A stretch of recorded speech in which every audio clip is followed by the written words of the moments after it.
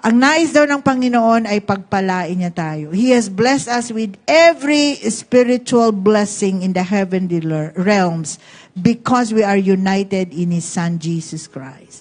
So if you are in Christ, you are a benefactor. You benefit from that.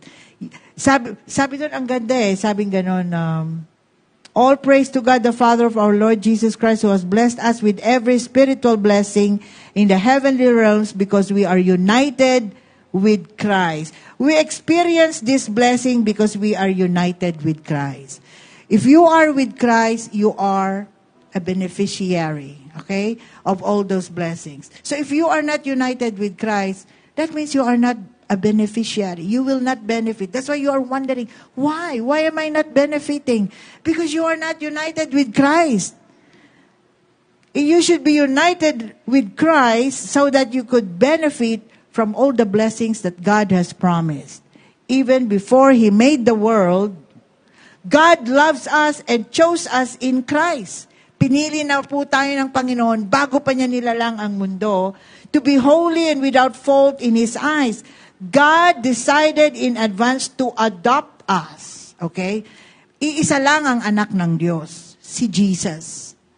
Pero tayo'y naging anak ng Diyos dahil kay Jesus. Nung tinanggap natin si Jesus bilang ating Panginoon, Diyos at tagapagligtas, nung pong tayo na born again. Kaya hindi ibig sabihin ng born again ay relihiyon, kundi ito isang relasyon.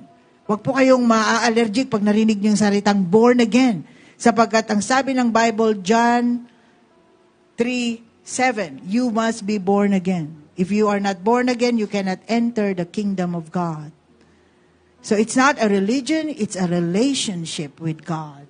And that relationship is through His Son, Jesus Christ. So, God decided in advance to adopt us. Inadopt tayo ng Panginoon sa Kanyang pamilya. Isa lang ang anak niya, pero ginawa niya tayong lahat na anak niya dahil kay Kristo. Amen? At kung ikaw ay anak niya, ikaw ay tagapagmana.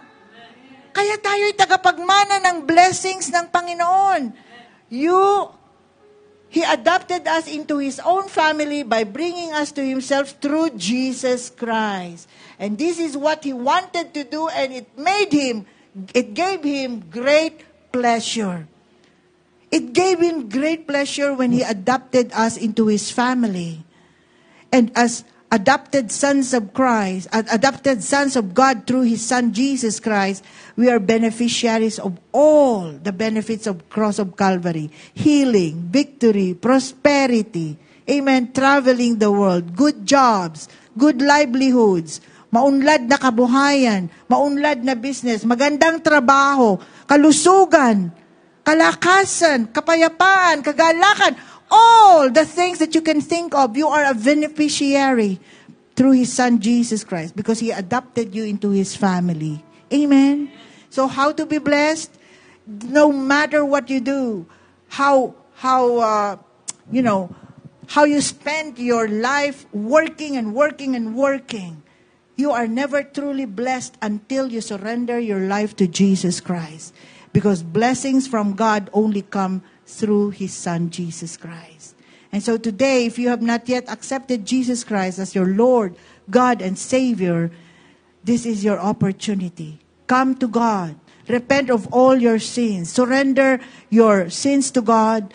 Anger, hatred, bitterness, religiosity, fanaticism. Surrender it to Him and become an adopted son of God through His Son, Jesus Christ. And then, you will be benefiting from the benefits of the cross of Calvary. Amen? You will be blessed. How to be blessed? Accept Jesus Christ as your Lord, God, and Savior.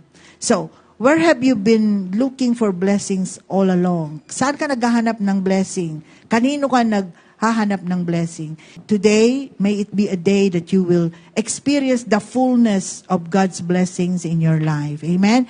Because it gives Him great pleasure. Amen? For us to be blessed. Sabi po sa ating binasa, sa Ephesians 1:35, it gives Him great pleasure. This is what He wants to do. Amen?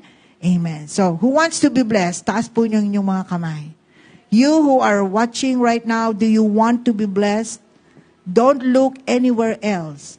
Don't look to whoever else. Look on to God. He is the source of blessing. And this blessing was given to His Son, Jesus Christ, when He died on the cross, so that He can pay the penalty for our sins and we can be free and savor and experience all the blessings of the cross of Calvary.